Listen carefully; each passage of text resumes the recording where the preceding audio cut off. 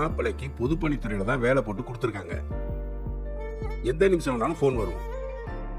Phone வந்ததும் நம்ம 3 பேரும் போய் அப்பாயின்மெண்ட் ஆர்டரை வாங்கிட்டு வந்துருவோம். உண்மையிலேயே ஆர்டர் வந்துருமா? அடே வந்துரும்டாம்மா.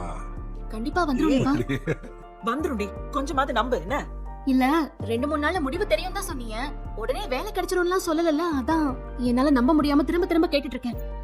ரோஸ் மில்கா இத வாங்க தான் போனீங்களா? ஆமா, உனக்கு தான் குடி. எனக்கு ரோஸ் மில்க் பிடிக்கும்னு சாருக்கு இப்ப வரைக்கும் ஞாபகம் இருக்கு. இனிமே பாரு, டெய்லி நீ கேக்குறது கேட்காதுன்னு வாங்கி கொடுத்து அசத்த போறேன்.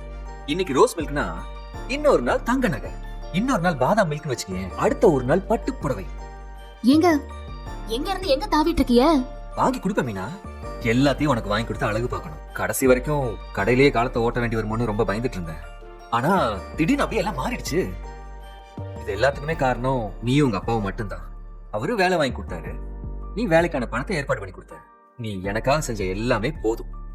இனிமே நான் எப்பவும் உன்னை ராணி மாதிரி பாத்துக்குவேன். அதுதான் என்னோட முழு நேர வேலையே.